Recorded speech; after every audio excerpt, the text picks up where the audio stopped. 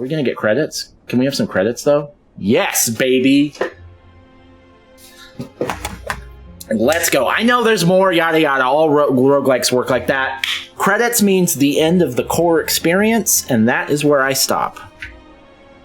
Although I had a blast, so I would like to play more, but I probably never will. I've got too much other stuff to do. All right, first things first. The bottom center of the screen says that we've beaten 57 games in 2024, and for 504 since we started doing this in 2020. Those numbers are lies. They're lying to you.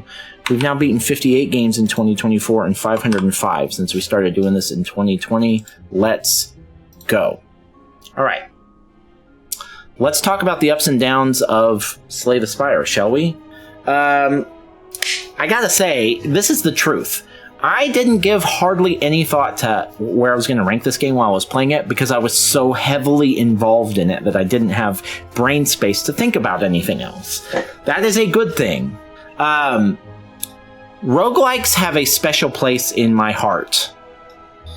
I have kind of a love-hate relationship with them because, on one hand, I love the format, I love the randomness of the dungeons and the upgrades and the loot. I love that. Gameplay loop, I love it. It's one of my favorite types of gameplay loops.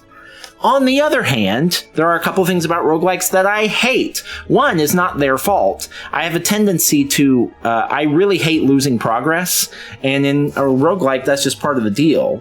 You just feel like you've wasted your time if you have a really good run and then something goes wrong and it blows the whole thing. You've just blown 2 hours of your time. It's just baked into the premise, and it pisses me the hell off, and it does affect how much I enjoy these games sometimes. Also, and more critically of roguelikes, they don't know when to end. And they gatekeep all of their, or not all of their, but they gatekeep credits sometimes, thankfully not this time, and the real best bosses and all that stuff behind multiple playthroughs. I don't do that. If anyone wants the quick rant on my thing, I play until the... And it's hard to draw the line sometimes, and in roguelikes it's harder. But the answer is I play until what I consider the core experience to be over. And 99 times out of 100, when the game gives you credits, more than that, probably 499 times out of 500, when the game gives you credits, that is the developer saying this is the end of the core experience.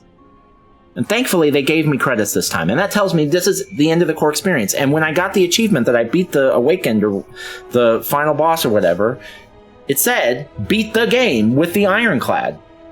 So, when people get into my comments and be like, well, you didn't really beat it, you didn't kill the thing at the end or whatever. Yes, I did. The developers said that I did. Okay, just because I didn't get the true ending and I didn't 100% it doesn't mean I didn't beat it. So, but I don't like having that fight. I don't like having that argument with people, and roguelikes make that more complicated.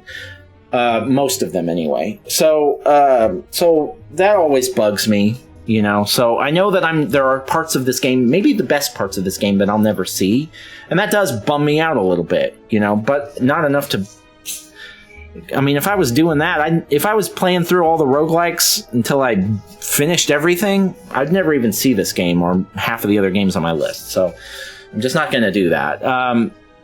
Now, all that out of the way about roguelikes in general, as far as this specific roguelike, I absolutely fucking loved it. I absolutely adored it. I don't know that I even have any notes outside of what I've already talked about.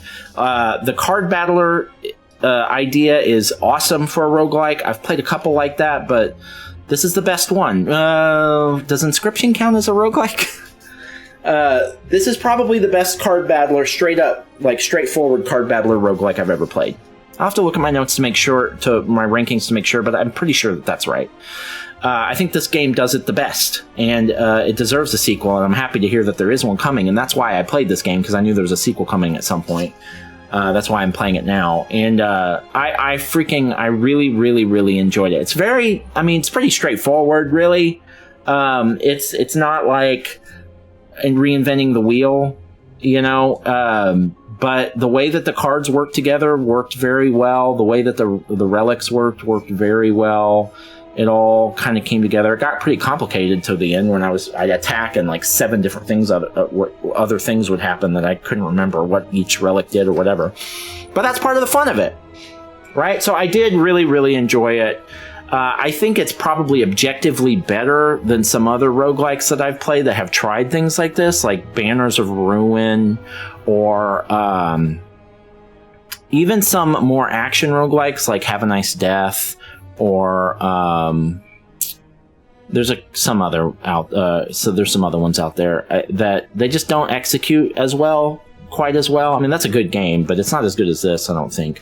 I really, really enjoyed this game. The only critiques I really have about this game specifically is there's so many variables that the luck element seems heavier in this one than it is in most roguelikes. Most roguelikes, like if you're playing Hades or something, you're not going to get to the 4th boss on your first run. You're just not, because it's more roguelite, and there's more stuff that you get unlock as you go, until you become more and more powerful.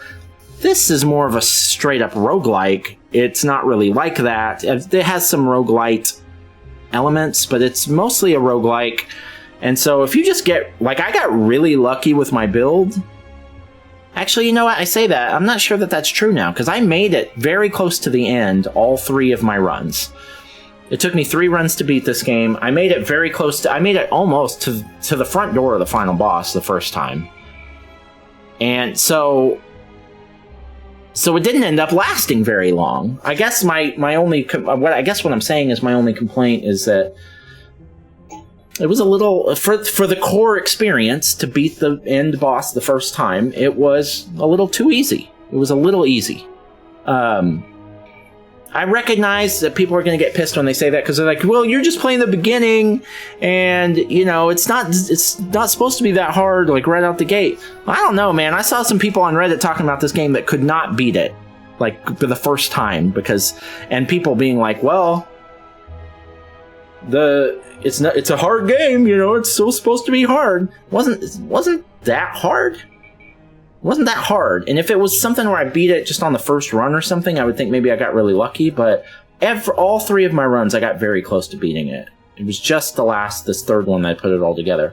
So maybe a little too easy. I probably would eventually have ranked higher if there was more of a gradual ramp up.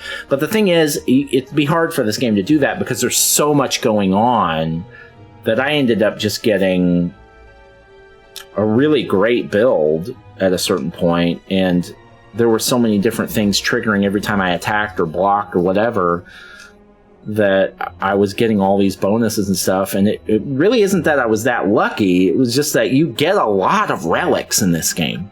A lot of permanent upgrades, or not permanent, but permanent for your run.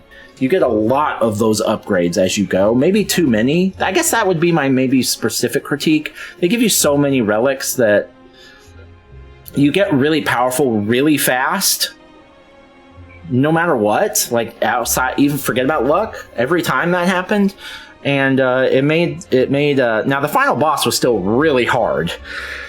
And it almost killed me. But everything leading up to that point...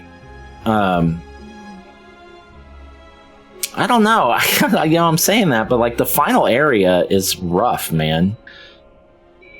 I don't know. I'll have to think about it. But it didn't take me very long to beat it, I guess is what I'm saying. So my critique is like, for my skill level, I guess, for the beginning part of the core experience of this roguelike, I kind of owned it a little bit. And, it probably would have been a little bit more satisfying if it had challenged me further, I guess. I don't know. And I'm sure it would do that if I continued to play, but I'm not going to do that, so yada yada yada. But I really, really loved it. I really, really enjoyed it. It was extremely satisfying to play through. Okay, we're going to exit now, and it's going to tell me a bunch of stuff that I'm not interested in knowing. So yeah, this is like a 1 of 3 thing or something. Yeah, whatever. We've seen credits, so that's good enough for me. Last order of business, Slay the Spire. It's been a joy. Oh, here's another card battler. I'm going to play at some point. Slay the Spire. It's been fun. But we are now going to delete you from our console and never play you again. Bye! Love you! Sorry about all the content I didn't see.